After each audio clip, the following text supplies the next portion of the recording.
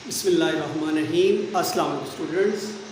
आज हम चैप्टर 2 यानी काइनेमेटिक्स में जो हमारे रेस्ट पेज नंबर 32 की मिनी एक्सरसाइज रहती थी वहाँ से स्टार्ट करेंगे। तो बेटा आप मेरे साथ पेज नंबर 32 निकाल लेंगे। पेज नंबर 32 पर उसने पहला क्वेश्चन पूछा हुआ है, when is a body said to be at rest. कब एक बॉडी रेस्ट में होता है? तो हम कहेंगे when it is not changing its position with respect to its surrounding. यानी कि कोई भी बॉडी तब रेस्ट में होता है जब वो अपने सराउंडिंग के लिहाज से अपनी जगह को चेंज ना कर रहा हो। ठीक है बेटा, ये पहले क्वेश्चन का आंसर हो गया। सेकंड क्वेश्चन देख लें ज़रा। Give an example of a body that is at rest and is motion at the same time. आपने एग्जांपल देनी है एक ऐसे बॉडी की जो एट अ टाइम रेस्ट में भी हो और एट अ टाइम मोशन में भी हो। तो बेटा ये आपने जो पेज नंबर मैं आपको बता देता हूँ, मैंने आपको हाईलाइट भी करवाया था, ये ज़रा गौर से देख लीजिएगा। पेज 29 पर passenger moving in a moving बस जो है वो अपने अदर पैसेंजर के लिहाज से रेस्ट में है और बाहर वाली सराउंडिंग के लिहाज से वो मोशन में है। तो ये एट अ टाइम रेस्ट में भी है और एट अ टाइम मोशन में भी है। ठीक है बेटा, पेज 29 पर इसका आंसर दिया हुआ है। उसके बाद बेटा बाकी क्वेश्चंस के लिए देख लें ज़रा। मेंशन क्वेश्चन नंबर 3 देख लें ज़रा। Mention the type of motion in each of the following. A ball moving vertically upward. तो जब आप बॉल को वर्टिकली अपवर्ड भेज रहे हैं तो ये एक स्ट्रेट लाइन मोशन है, तो हम ये कहेंगे कि ये लीनियर मोशन की एग्जांपल है। उसके बाद बेटा a child moving down a slide, तो ये भी एक स्ट्रेट लाइन मोशन है, तो इसको भी बेटा आप लीनियर मोशन कहेंगे। Movement of A player in a football ground, football ground में कभी बॉल कहीं जाता है कभी कहीं जाता है, तो उस प्लेयर को भी रैंडमली मूव करना पड़ता है, तो हम ये कहेंगे कि इसकी मोशन रैंडम मोशन है। उसके बाद बेटा देख लें क्या कह रहा है। The flight of butterfly. Flight of butterfly कभी हमने जब रैंडम मोशन पढ़ रहे थे तो उसकी एग्जाम्पल में देखा था कि बटरफ्लाई की जो मोशन है वो भी रैंडम मोशन है। उसके बाद बेटा देख लें ज़रा। An athlete running in a circular track. Circular track में बेटा जो मोशन होती है वो सर्कुलर मोशन होती है। The motion of a wheel. Motion of a wheel अगर अबाउट एक्सल के गिर्द होगी तो फिर बेटा ये रोटेटरी मोशन होगी, और अगर वैसे उसकी मूवमेंट को देखा जाएगा तो वो एक सर्कुलर मोशन होगी। लेकिन हम लोग क्योंकि व्हील को आम तौर पर रोटेटरी मोशन की एग्जांपल लेते हैं तो बेटा आप इसकी जगह पर रोटेटरी लिखेंगे। उसके बाद है बेटा the motion of cradle. Cradle की मोशन बेटा ये घोड़े की मोशन है, ये भी जस्ट लाइक स्विंग होती है, तो इसकी भी ये वाइब्रेटरी मोशन लिखेंगे आप। तो बेटा ये आपका पहला काम मिनी एक्सरसाइज पेज 132 की कंप्लीट हो गया। अब हम बेटा स्पीड के हवाले से पढ़ेंगे। स्पीड के लिए बेटा आप पेज नंबर 35 निकालेंगे। तो स्पीड क्या होता है? स्पीड होता है कोई भी ऑब्जेक्ट जितना डिस्टेंस जितने टाइम में कवर करता है हम कहते हैं ये उसकी स्पीड है। ठीक है, distance covered by an object in unit time. ये जो मैं बात कर रहा हूँ ये पेज 35 के अंदर रेड बॉक्स दिया हुआ है, जहाँ मैंने फिंगर से शो किया हुआ है, ये यहाँ बताया हुआ है रेड बॉक्स में। क्या बताया हुआ? Speed of an object is speed distance covered by an object in unit time is called speed. ठीक है बेटा, साइड में आपको डायग्राम में नज़र आ रहा है falcon can fly 200 kilometre per hour. इसका क्या मतलब है? अगर फैल्कन 200 किलोमीटर का डिस्टेंस 1 घंटे में तय कर लेता है तो वो जो लाहौर है वो कितनी देर में पहुंच जाएगा? जी बेटा 200 किलोमीटर पर आवर की स्पीड से जाना है उसने। जी बेटा 2 घंटों में पहुंच जाएगा। ठीक है, और बेटा इसके अलावा जो है जैसा कि मैंने बताया कि स्पीड क्या है? डिस्टेंस डिवाइड बाय टाइम है। तो speed is equal to distance divide by time. तो डिस्टेंस को बेटा हम लोग एस से रिप्रेजेंट करते हैं, टाइम को टी से रिप्रेजेंट करते हैं, और डिस्टेंस जो है वो 2 पॉइंट के दरमियान रास्ते की लंबाई होता है, तो ये एक लेंथ ही है, और लेंथ का यूनिट मीटर होता है, टाइम का यूनिट सेकंड होता है। यहाँ पावर +1 है, ऊपर जाकर क्या हो जाएगी बेटा? -1 हो जाएगी। उसके बाद बेटा यूनिफॉर्म स्पीड देख लें जरा। तो यूनिफॉर्म स्पीड में देखें वो क्या कह रहा है। यूनिफॉर्म स्पीड का मतलब ये है अगर एक बॉडी जो है इक्वल डिस्टेंस कवर करता है in equal interval of time में, तो जो उसकी बेटा स्पीड होती है वो यूनिफॉर्म स्पीड होती है।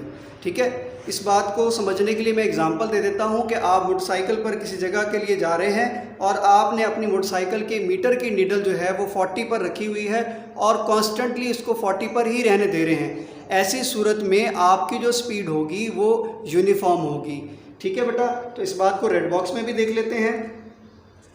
यहाँ पे नंबर जो है आपके पास 36 है, और 36 में बेटा आपको यहाँ नज़र आ रहा है a body has uniform speed if it covers equal distances in equal interval of time, however short the interval may be. ठीक है बेटा। तो उसके बाद आपकी आ जाती है बेटा वेलोसिटी। वेलोसिटी क्या है? Rate of change of displacement of a body, यानी कि डिस्प्लेसमेंट में जो तब्दीली है वक्त के लिहाज से, उसको आप कहते हैं वेलोसिटी। ठीक है बेटा। तो वेलोसिटी भी बिल्कुल उसी तरह से है, जिस तरह से हमने डिस्टेंस डिवाइड बाय टाइम किया था, इस तरह से हम डिस्प्लेसमेंट डिवाइड बाय टाइम करेंगे। ठीक है बेटा। और डिस्प्लेसमेंट को कैपिटल जो डी के ऊपर बार लगाएंगे, क्योंकि डिस्प्लेसमेंट बेटा एक वेक्टर क्वांटिटी है, और डिवाइड बाय टाइम करेंगे। डिस्प्लेसमेंट क्योंकि शॉर्टेस्ट डिस्टेंस था बिटवीन 2 पॉइंट्स, तो इसलिए उसका लेंथ ही है, तो लेंथ का यूनिट मीटर होता है, टाइम का यूनिट सेकंड होता है, तो मीटर पर सेकंड बन जाता है।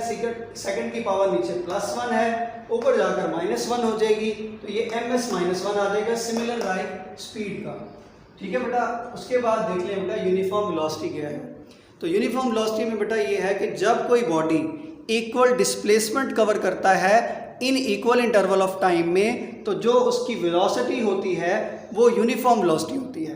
क्या मतलब? अगर आप इक्वल टाइम में इक्वल डिस्प्लेसमेंट कवर करते हैं तो जो वेलोसिटी आती है वो यूनिफॉर्म वेलोसिटी आती है।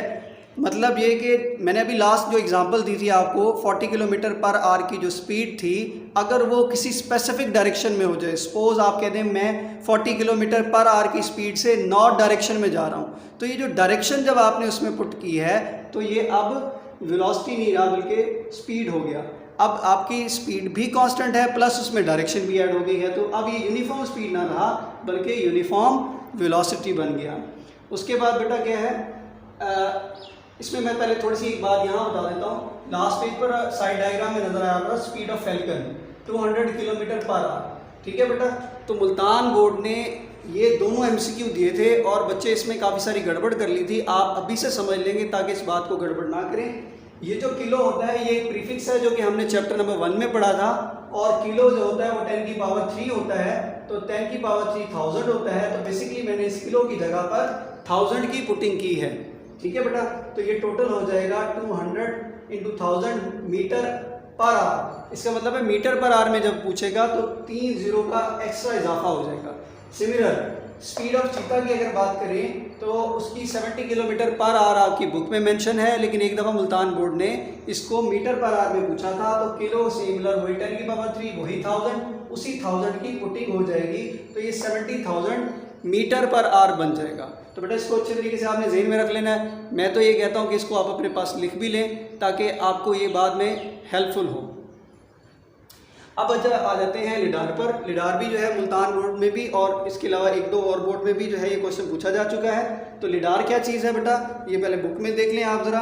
आपको एक कैमरा नज़र आ रहा है। लिडार को हम कहते हैं कि light detection and ranging speed gun है, जिसमें क्या होता है कि वो लेज़र लाइट के ज़रिए से स्पीड को फाइंड आउट करते हैं। आपने आम तौर पर देखा होगा मोटरवे पर कि एक कैमरा एक साइड पर एक आदमी लेकर खड़ा होता है और आने जाने वाली गाड़ियों पर कि वो स्पीड मेजर कर रहा होता है। तो आप सोचते होंगे स्पीड कैसे मेजर होती होगी। स्पीड मेजर करने के लिए लेज़र लाइट को सेंड किया जाता है। स्पीड उस आदमी को पता होती है कि स्पीड पर वो सेंड कर रहा है, वो लेज़र लाइट उस गाड़ी को जाके टकराती है और टकरा कर वापस आती है।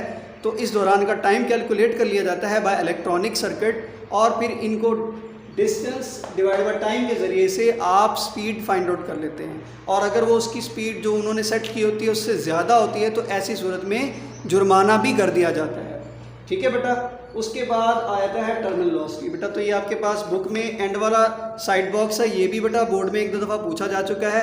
टर्मिनल वेलोसिटी से क्या मुराद है, एक पैराट्रूपर अटेन करता है यूनिफॉर्म वेलोसिटी जिसके साथ वो नीचे की तरफ आता है, with which it comes to ground is called terminal velocity. बेटा उम्मीद है आपको सारे लेक्चर समझ में आ गया होगा। अगर फिर भी बेटा आपको कोई इशू है तो आप मुझसे डिस्कस कर सकते हैं।